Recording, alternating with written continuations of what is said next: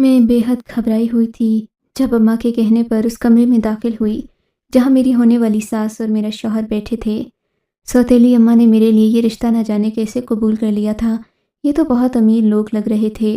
میری ساس کی تو مجھے دیکھتے ہی آنکھیں چمک اٹھیں۔ پہلی ہی بار مجھے دیکھ کر انہوں نے ماشاء اللہ کہا اور بولیں، آپ کی بیٹی تو بہت خوبصورت ہے، یہ ہیرا آپ نے کہاں چھپا رکھا تھا؟ اماں یہ سن کر ہنس پڑیں، بولیں کہ بس اس ہیرے کی حفاظت ہم نے بڑی مشکل سے کی ہے، آپ کو تو پتہ ہے کہ ایک ہیرے پر سبھی کی نظر ہوتی ہے۔ میری اماں نے طنزیہ انداز میں کہا۔ مجھے یہ بات بہت بری لگی، پر سوتیلی ماں سے اور امید بھی کیا کر سکتی تھی۔ میں نے دیکھا میری ساس مجھ سے واقعی بہت پیار جتا رہی تھیں۔ پھر تھوڑی دیر بعد اماں سے کہنے لگیں، بس بہن، مجھے تو تمہاری بیٹی بہت خوبصورت لگی ہے، میں اسی کا رشتہ لوں گی۔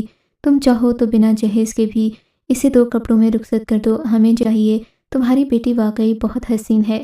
اماں یہ سن کر چپ رہ گئی تھیں، شاید ان کو امید نہیں تھی کہ اتنے بڑے گھر کی بیگم مجھے اپنے بیٹے کے لیے پسند کر لے گی۔ مگر پھر ایک عجیب بات ہوئی۔ ابھی میرا شوہر اور میری ساس وہاں بیٹھی ہی تھیں کہ اماں نے مجھ سے کہا، تم ادھر چلو، میں اپنے داماد کو لے کر آتی ہوں، دونوں اکیلے میں بات کر لو تو اچھا رہے گا۔ میری ساس مجھے حیرت سے دیکھنے لگیں، میں بھی اس موقع پر شرما گئی تھی۔ میں اپنے شوہر کے ساتھ اکیلے بات چیت نہیں کرنا چاہتی تھی، پر کیا کرتی، میری سوتیلی ماں نے مجھے مجبور کر دیا تھا۔ پر اس وقت میری حیرت کی انتہا نہ رہی جب میری اماں اس لڑکے کو لے کر کمرے میں بند ہو گئیں اور مجھے کمرے کے باہر کھڑا کر دیا۔ میں حیران تھی کہ یہ کیا طریقہ ہوا، میں تو اپنے شوہر سے تنہائی میں بات کرنے کے لیے لائی گئی، اب میں بدنام الگ ہوں گی، میری ساس کی نظر میں میرا برا سا تصور بھی ابھرے گا اور میں بھی چلاک کہلائی جاؤں گی۔ اس سے اچھا ہے کہ میں جا کر سامنے ہی بیٹھ جاؤں۔ میں نے ایسا ہی کیا۔ میری ماں کو شاید علم نہیں تھا کہ میں ایسا کروں گی۔ میں فوراً آ کر اپنی ساس کے سامنے بیٹھ گئی۔ میری ساس حیران ہو کر بولی کہ بیٹا کہاں گیا، اور تمہاری اماں، تم لوگ تو اکیلے میں بات کرنے والے تھے۔ میں نے کہا نہیں جی، وہ میری اماں ان سے بات کر رہی ہیں، مجھے تو کمرے کے باہر کھڑا ہونے کا کہا، سوچا کہ آپ سے آ کر 2 گھڑی بات کر لوں۔ میری ساس یہ سن کر حیران رہ گئی، شاید ان کو اس بات کا اندازہ ہو چکا تھا کہ میری ماں کس قسم کی عورت ہے، اور میں ان کو ایسا ہی محسوس کروانا چاہتی تھی جیسا کہ وہ ابھی کر رہی تھیں۔ ظاہر ہے میری ماں کا میرے شوہر کے ساتھ اکیلے کمرے میں بات کرنے کا کیا جواز بنتا تھا۔ تبھی میری اماں بھاگتی ہوئی واپس کمرے میں آ گئیں، مجھ سے کہنے لگیں، ارے لڑکی، تم بھاگ کیوں گئی؟ تمہیں اتنی شرم آتی ہے تو پھر جاؤ، جا کر اندر کمرے میں بیٹھ جاؤ، میں تمہارے شوہر سے تمہیں بات کروانے لائی تھی۔ میری ساس میری اماں کو حیران ہو کر دیکھنے لگیں کیونکہ میری اماں تقریباً 15-20 منٹ پہلے ہی کمرے میں گئی تھیں۔ اب اگر میں وہاں نہیں تھی تو انہیں اس وقت یاد آیا جبکہ 20 منٹ گزر چکے تھے۔ اس سے پہلے کیا ان کو یہ بات نظر نہیں آئی تھی؟ بہرحال اماں میری شرمندہ تو بہت ہوئی تھیں، انہیں اس بات کا اندازہ بھی ہو گیا تھا کہ میں ان کے بیٹے کے ساتھ نہیں تھی۔ اس بات پر میری ساس کو غصہ بھی آیا، پر وہ بولی نہیں۔ کہنے لگیں کہ چلو ٹھیک ہے سائمہ بہن، میں اگلے ہفتے آؤں گی، اپنے بیٹے کے لیے نشانی لے کر آؤں گی، تم لوگ بس منگنی کرو، اور مجھے جہیز بھی نہیں چاہیے، تم اپنی بیٹی کو 2 کپڑوں میں رخصت کر دو، کوئی مسئلہ نہیں۔ اماں نے تیور بنا کر انہیں رخصت کر دیا۔ یہ لوگ ابا کے دوست تھے، ابا کی طرف سے ہی آئے تھے۔ شام کو جب ابا جان گھر آئے تو اماں کا تیور چڑھا ہوا تھا۔ ابا کے کمرے میں جاتے ہی مجھ سے کہنے لگیں، جاؤ جا کر پانی لے آؤ، خود کمرے کا دروازہ بند کر دیا۔ مجھے تو اتنی بھی سادگی پسند نہیں تھی کہ میں اپنی سوتیلی ماں کے ہاتھوں رگڑی جاتی۔ میں وہیں کھڑے ہو کر اماں کی باتیں سننے لگی۔ میری ماں اپنے شوہر یعنی میرے ابا سے کہہ رہی تھی، سچیل کے ابا، تم بھی کمال کرتے ہو، اتنا اچھا رشتہ، اتنا بڑا گھر، ایک اکیلی بیٹی وہاں راج کرے گی، تمہیں کیا میری بیٹیوں کا خیال نہیں آیا؟ کیا وہ تمہاری بیٹیاں نہیں ہیں؟ اس گھر میں بیٹھی بیٹھی بوڑھی ہو جائیں گی، تمہیں تو صرف اور صرف اپنی اس چہیتی کی فکر ہے کیونکہ وہ تمہاری پہلی بیوی کی اولاد ہے، تم میری بچیوں کو پوچھتے ہی نہیں ہو۔ ابا چڑھ کر بولے، یہ میری بچیاں کیا رٹ لگا رکھی ہے تم نے؟ تینوں بچیاں میری ہی ہیں، میں جس کی جب چاہوں شادی کر سکتا ہوں، تم روڑے مت اٹکاؤ۔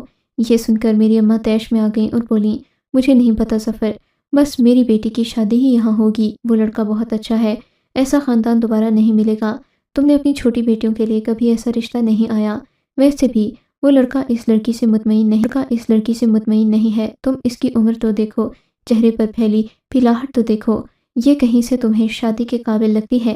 گھر کے کام کرے گی اور پھر کوئی معقول سا رشتہ دیکھ کر دینا اس کی شادی، اگر یہ وہاں پر اپنے آپ کو ایڈجسٹ نہ کر سکی تو کیا ہوگا؟ سوچا ہے تم نے؟ روتی روتی اسی گھر میں آئے گی اور میں تو اسے گھر میں قدم نہیں رکھنے دوں گی۔ میری سوتیلی ماں کی زبان کینچی کی طرح چل رہی تھی، مجھے ان کی یہی عادت تو اتنی بری لگتی تھی، میں چاہ کر بھی انہیں کچھ کہہ نہیں سکتی تھی۔ اس طرح ابا کی نظر میں میرا بھی تصور غلط ہی جاتا۔ سو میں چپ چاپ وہاں سے آ گئی۔ اب میری سوتیلی ماں نے زمین آسمان اور ایڑی چوٹی کا زور لگا دیا کہ کسی طرح وہ اس شادی کو روک سکے، پر ایسا نہیں ہونا تھا۔ ایک ہفتے کے بعد مجاہد کی اماں صحیح قسم کی مٹھائیاں اور پیسے انگوٹھی وغیرہ لے کر آ گئیں۔ میری سوتیلی بہنوں کا تو جل جل کر برا حال تھا، جبکہ سوتیلی اماں نے میری طرف سے بہت بدگمان کرنے کی کوشش کی تھی میرے سسرال والوں کو، پر میرے سسرال والے بہت ہی پکے تھے۔ انہوں نے ٹھیک ایک ہفتے بعد منگنی کی رسم کا آغاز خود ہی کر دیا۔ ہم لوگ تو دیکھتے رہ گئے۔ میری ساس کے ساتھ ایک لڑکی بھی آئی تھی جس نے مجھے فٹافٹ تیار کیا۔ میں کسی دلہن کی طرح تیار ہو گئی اور پھر منگنی کی رسم شروع کی گئی۔ ابا بھی گھر پر تھے۔ یہ سب دیکھ کر ابا بہت خوش تھے۔ مجھ سے بھی پوچھا۔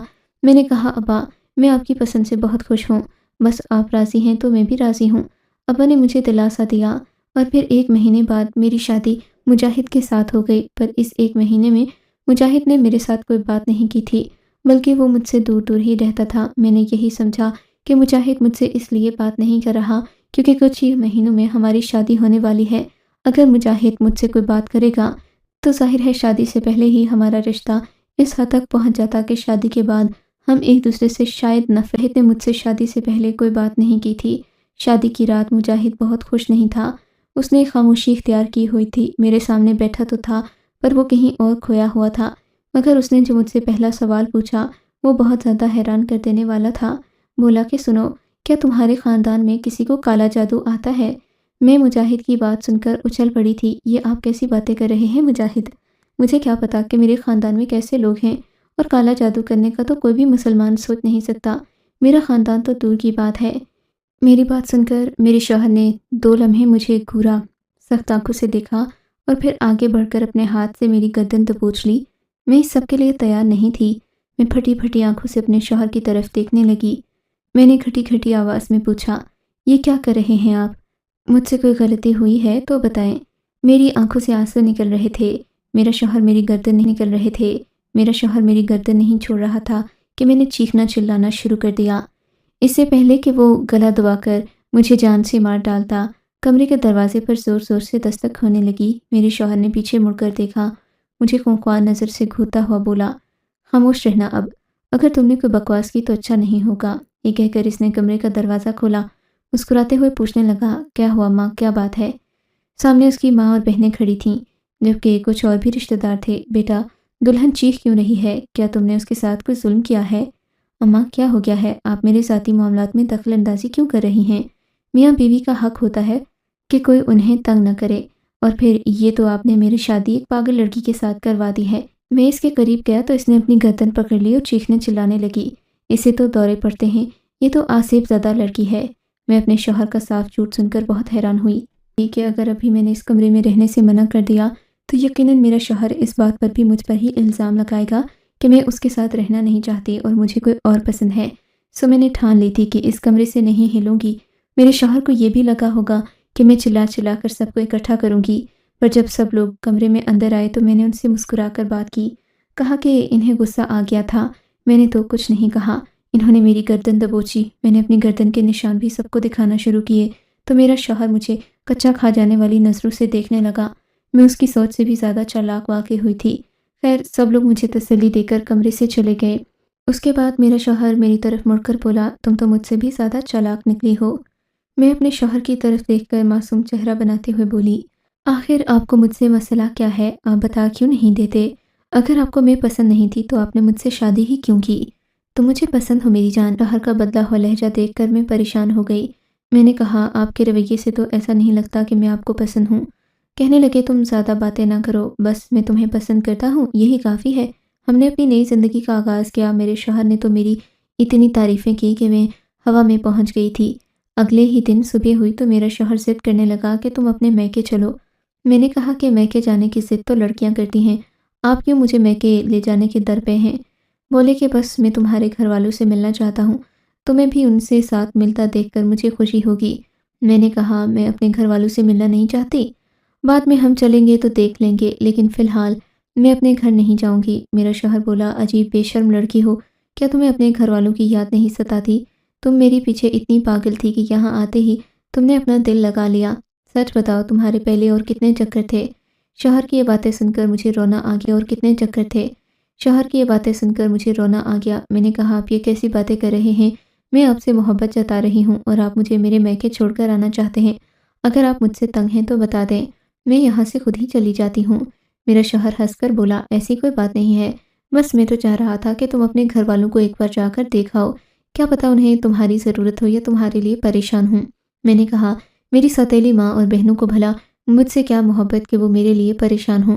آپ نے اگر جانا ہے، ان کی یاد ستا رہی ہے تو آپ جا کر دیکھ آئیں۔ میرا شوہر کہنے لگا کہ میرا رشتہ تو ان سے تمہاری نسبت ہے، تم نہیں جاؤ گی تو میں نے جا کر کیا کرنا ہے؟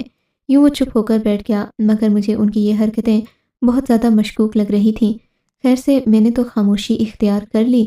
دن بھی اسی طرح گزرنے لگے، مگر اب میرے شوہر کا اصرار بڑھتا جا رہا تھا۔ شادی کے 1 ہفتے بعد مجھ سے کہنے لگے تم کیسی بے حس لڑکی ہو، تمہیں اپنے گھر والوں کی یاد نہیں آتی؟ میں نے کہا نہیں۔ بولے کہ آج تمہاری ماں کا فون آیا تھا، وہ تمہیں بلا رہی تھی۔ میں نے کہا کہ ٹھیک ہے، جب میں امی جان سے پوچھوں گی تو پھر ہی جاؤں گی۔ امی جان میں اپنی ساس کو کہتی تھی۔ میری ساس واقعی ایک بہت ہی زیادہ عاجز خاتون تھیں۔ وہ نہ صرف عاجز اور نماز روزے کی پابند تھیں، بلکہ اپنے بیٹے کی زندگی میں دخل اندازی کرنے والی خواتین میں سے نہیں تھیں۔ وہ میری بھی بہت عزت کرتی اور ہر وقت سمجھاتی رہتی کہ بیٹی اپنے گھر کا دھیان رکھنا، لوگوں کی نظریں گھر توڑنے پر ہوتی ہیں، یہاں جوڑنے والے کم اور توڑنے والا زیادہ ہوتے ہیں، اس لیے تم احتیاط سے رہنا۔ اگلے ہی دن میرے شوہر کے کہنے پر میں اپنے میکے چلی گئی۔ میکے جا کر میں نے دیکھا میرے سبھی گھر والے مجھ سے بہت زیادہ متاثر تھے، کیونکہ ان کی نظر میں بہت امیر گھرانے میں بیاہ کر گئی تھی۔ یہ لوگ مجھ سے بڑے ہی عجیب سے انداز میں ملنے لگے، جیسے میں کسی ملک کی شہزادی حالانکہ میں جانتی تھی کہ یہ لوگ مجھ سے محبت نہیں کرتے، پھر بھی میری سوتیلی ماں مجھ سے محبت جتانے لگی۔ بولی کہ دیکھو تم کتنے عرصے بعد آئی ہو ہماری پیاری بیٹی، اب بس تم ایسا کرو کہ کچھ دن یہیں رہ جاؤ، ایسا نہ ہو کہ تمہارے سسرال والے یہ سوچنے لگ جائیں کہ اسے گھر میں کوئی پوچھنے والا نہیں ہے۔ تمہاری ساس کو بھی تو پتہ چلے کہ تمہارے میکے میں تمہاری کتنی قدر ہے۔ اگر تم فوراً واپس چلی جاؤ گی تو تمہاری ساس یہ سمجھے گی کہ میکے والوں نے تمہاری خاطر خدمت نہیں کی۔ بیٹی اپنی قدر بناؤ۔ میں حیران تھی کہ میری سوتیلی ماں کو ایک دم سے اتنی بھی میری کیا فکر ہونے لگی کہ وہ مجھے میکے میں 2 دن رہنے کا بول رہی ہیں۔ بہرحال میں اپنی سوتیلی ماں کی ہاں میں ہاں ملاتی، کیونکہ اب میں شوہر والی ہو گئی تھی۔ سسرال میں بھی بنا کر رکھنا چاہتی تھی اور میکے میں بھی۔ میں 2 دن کے لیے رک گئی۔ اس دوران میرے شوہر نے مجھ سے کوئی رابطہ نہیں کیا۔ 2 دن بعد جب میں میکے جانے لگی تو میری ساس نے ہمارا شوہر کھانے پر آئے گا، تم ایسا کرو کہ اپنی ساس کے پاس چلی جاؤ، ایسا نہ ہو کہ وہ ناراض ہو جائے۔ میں نے کہا ماں جی آپ کیسی باتیں کر رہی ہیں، میں شادی شدہ عورت ہوں، اب میں اپنے شوہر کے بغیر سسرال تو نہیں جا سکتی، میں ان کے ساتھ ہی جاؤں گی، مجھے جانے کی کیا ضرورت ہے جب ان کا بیٹا یہاں آ رہا ہے۔ مجھے لگ رہا تھا کہ میری ماں میرے شوہر کو اکیلے میں اس گھر بلانا چاہتی ہے اور میں ایسا ہونے نہیں دینا چاہتی تھی۔ میں نے کہا ماں جی میں یہیں رک جاتی ہوں۔ ماں جی کا بس نہیں چلا، بولیں کہ چلو ٹھیک ہے تم چلی جاؤ، گھر میں تمہاری ساس بھی اکیلی ہوگی، میں نہیں چاہتی کہ تمہاری ساس مجھے بد دعائیں دے۔ میں حیران تھی کہ آخر میری اماں کو میری ساس سے کیا لینا دینا ہے، وہ تو ابھی کہہ رہی تھی کہ میرے شوہر کو دعوت پر بلائیں گی۔ بہرحال چلتے ہوئے مجھ سے کہنے لگیں اچھا یہ ڈبہ لے جاؤ، اپنے شوہر کو دے دینا، اس میں اس کے لیے تحفہ ہے، اور ہاں خبردار اسے خود مت کھول کر دیکھنا، بدشگونی ہوتی ہے۔ میں بولی جی ٹھیک ہے۔ میں شاید کھول کر دیکھ ہی لیتی، لیکن پھر جو ہوا وہ میں نے سوچا نہیں تھا۔ میرا شوہر اسی وقت آ گیا، گاڑی میں بیٹھا ہوا تھا، بولا کہ چلو جلدی بیٹھو، تمہیں گھر چھوڑ کر میں نے جانا بھی ہے۔ اسی وقت میری اماں نے میرے شوہر کو اشارے سے بتا دیا کہ میں نے تمہارے لیے کچھ بھیجا ہے، یہ تم ضرور رکھ لینا، یہ تحفہ ہے۔ میں نے وہ ڈبہ اپنے شوہر کو مجبوراً دے دیا، انہوں نے پھر مجھے دیکھنے بھی نہ دیا۔